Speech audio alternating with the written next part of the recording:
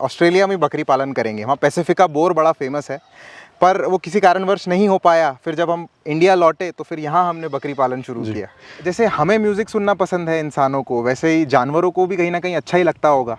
उससे उनका milk production बढ़ा है, ज़्यादा खुश रहता है जानवर। और अगर आप सोचेंगे कि भाई हम मंडी ले जाते हैं तो फिर आपकी कीमत पे नहीं, वो व्यापारी की कीमत पे माल बिकेगा जी। और उसमें कहीं ना कहीं नुकसान होने के चांसेस होते हैं, कुछ होता है और मनचाहा कीमत भी नहीं मिलेगी। नमस्कार भाई, इंडियन फार्मिंग टेक्नोलॉजी में आपका एक बार फिर से स्वागत है। दोस्तों, आज मैं आपको ऐसे युवा साथी या यूँ कहिए कि युवा बिजनेसमैन से मिलाऊंगा जो बिजनेस भी कर रहे हैं, साथ में गॉड फार्म भी कर रहे हैं। दोस्तों, इन्होंने ऑस्ट्रेलिया में आके स्टडी करी, वहीं पर कुछ टाइम जॉब करा, फिर इनको लगा कि अपने इंडिया वापस आएँ, यहीं पर इंडिया में रहकर ही कुछ करा जाए।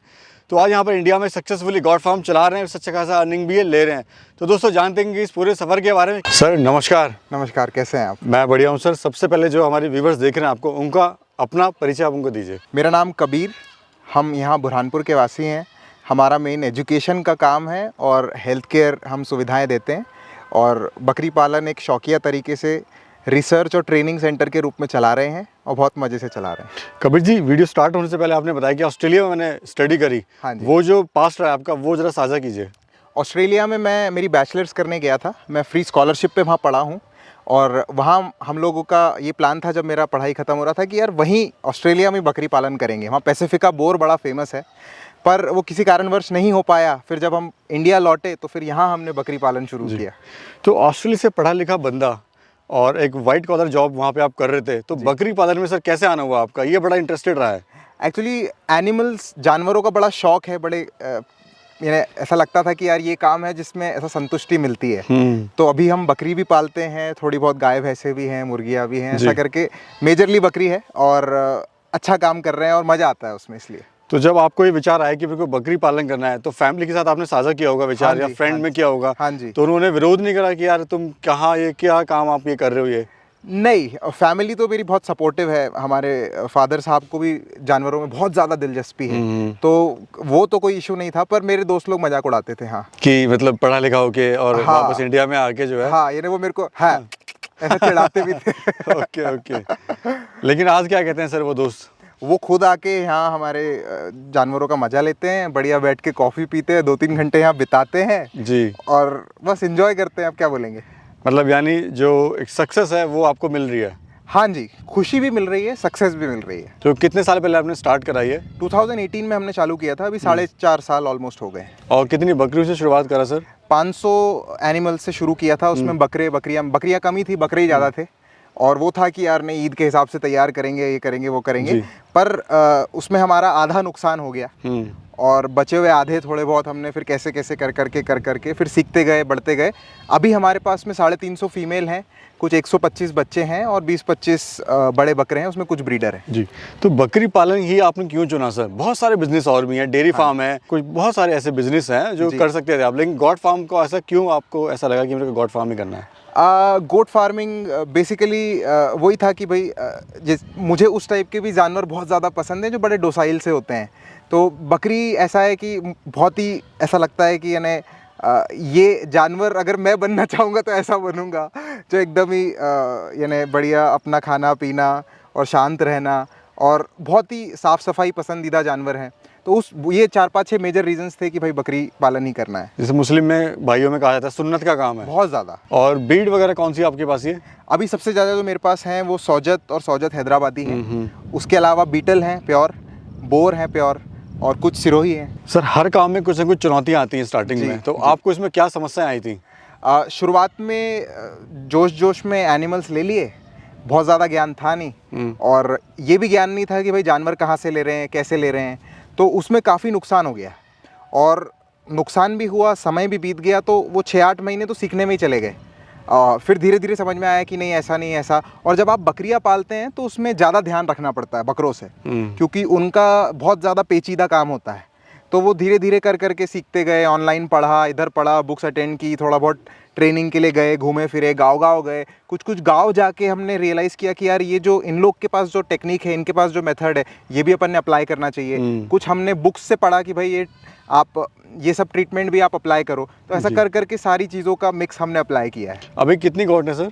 टोटल हमारे पास में 500 एनिमल्स हैं। और प्रॉफिट की अगर बात करें तो क्या मुनाफा आप ले रहे हैं इनसे? अभी हमको साल भर में अच्छा खासा मुनाफा हो जाता है। मेजर हम लोग बच्चे ही बेचते हैं और अभी संख्या बढ़ा रहे हैं। अभी हम लोग फीमेल्स बिल्कुल नहीं बेचते, तो हमारा जितना खर्चा होता है उतना ही मुनाफा होता है, क्योंकि हम संख्या बढ़ा रहे हैं। जी, आपका जो फार्म है सर, मैं देख रहा हूँ ऑल ओवर जो है खेतों के बीच में एक गांव देहात के एरिया में आप कह सकते हैं। हाँ जी। तो मार्केटिंग की समस्या आपको नहीं आई कि कहाँ माल सेल करेंगे? इतना बड़ा लॉट आपने यहाँ पे डाला हुआ है। नहीं, कभी भी नहीं। उल्टा हमको रोकना पड़ता है कि भाई अभी हम ये नहीं बेच रहे हैं। ऐसा हमको, जो हमारे यहाँ पे अभी जैसे कल ही मैंने इनसे पूछा तो 17-18 लोग आए विजिट पे, तो हमको रोकना पड़ता है कि नहीं, हम ये नहीं बेच रहे।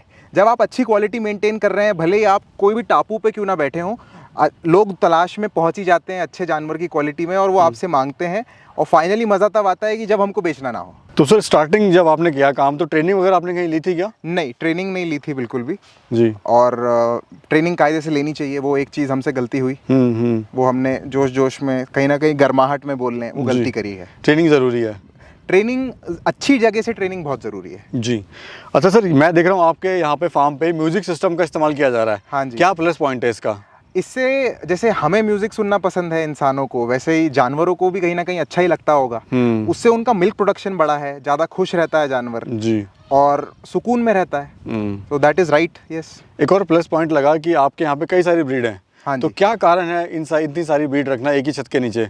बेसिकली वो एक मेजर ब्रीड है, उसके अलावा हम अभी एक्सप्लोर करते हुए 2-3 ब्रीड और बढ़ाई है। वजह कुछ नहीं थी। एक ब्रीड है जिसके बच्चे बहुत खूबसूरत होते हैं, जो है सौजत हैदराबादी। एक ब्रीड है जो दूध भी अच्छा देती है और बड़े बड़े बच्चे होते हैं, बीटल।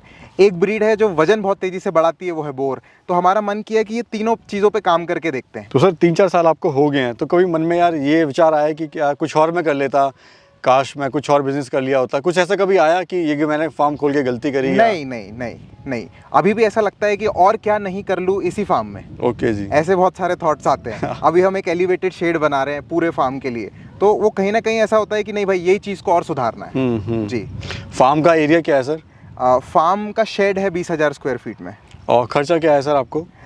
हमको उस समय आया था ऑलमोस्ट 40 लाख रुपए खर्चा आया था 2018 में। और यानी ये हमने बहुत ही कम खर्चे में 20,000 स्क्वायर फीट का शेड बना लिया था। सर एक सच्चाई इस बिजनेस की ये भी, जितने फार्म खुलते हैं उतने बंद भी हो जाते हैं। हाँ जी। क्या रीज़न रहता है, कहाँ वो इनसे चूक होती है फार्मरों से? जानवर के सिलेक्शन में, ब्रीड के सिलेक्शन में, जानवर आप कहाँ से ले रहे हैं उसमें गड़बड़ियाँ होती हैं।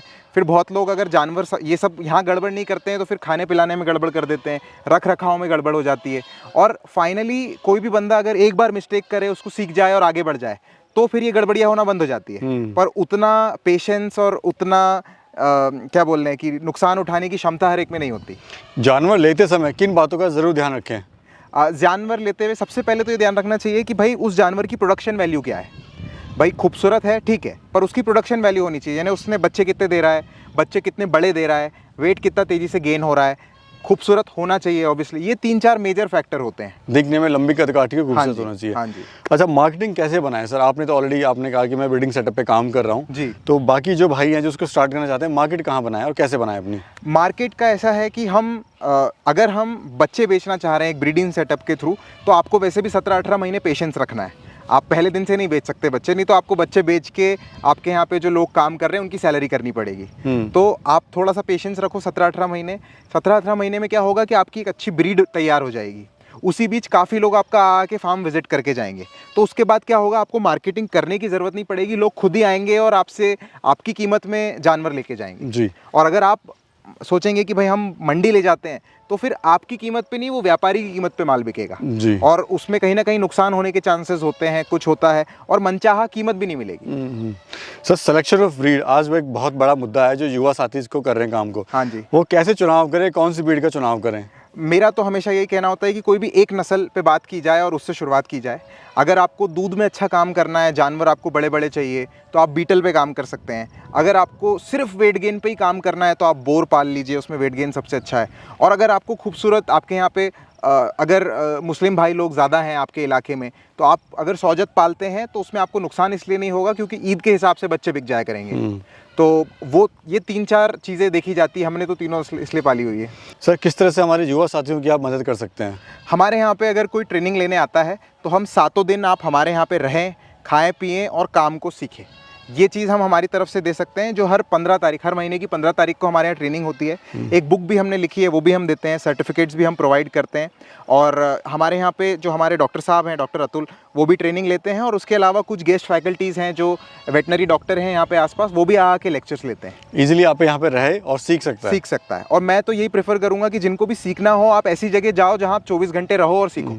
और 7-8 दिन ऐसा करोगे तो वो जो आपकी लर्निंग होगी, वो जो आप सीखेंगे, वो शायद ही 2-3 घंटे पर डे में पॉसिबल है। मैं नहीं मानता कि 2-3 घंटे पर डे अगर आप कहीं जाके सीख रहे हैं और वो आपको सिर्फ थियोरेटिकल नॉलेज दे रहा है, तो उसका आप इम्प्लीमेंटेशन कैसे करेंगे, उसको आप कैसे ज़मीन पे लागू करेंगे। जी सर, आज एक बड़ा ट्रेंड चला हुआ है कि लोग जो है ना गांव छोड़ के शहर जा रहे हैं और 20 से 25 हज़ार रुपये या 15,000 रुपये के लिए शहर में धक्के खा रहे हैं और परेशान हो रहे हैं, नौकरी कर रहे हैं वहाँ पर। हाँ जी। तो उन ऐसे साथियों को आप क्या सलाह देना चाहते हो? ऐसा जो करता है वो करे, पर हम ये प्रेफर करेंगे कि आप इस बारे में एक बार सोच के तो देखो कि अगर आपकी थोड़ी बहुत भी ज़मीन है, अगर आप 2-3-4 एकड़ के भी आप या आपके घर में कोई मालिक है, तो क्यों ना उसके सबसे बंजर जगह पे 20-25 बकरियाँ पाली जाएँ अच्छी क्वालिटी की, और 2-3 साल में जो वो आपको आउटपुट देंगे, उतना आपका प्रमोशन भी नहीं होना है। तो गाँव में रहें, अपनी ज़मीन से जुड़े रहें। हाँ जी। और कुछ गाँव में रहकर ही कुछ करने की कोशिश करें। जिधर आप पैदा हुए हैं उधर ही आप अगर कुछ दे पाएँ, तभी तो मज़ा है। जी, धन्यवाद सर। जी, बहुत बहुत धन्यवाद आपका। बहुत बहुत बहुत धन्यवाद। शुक्रिया।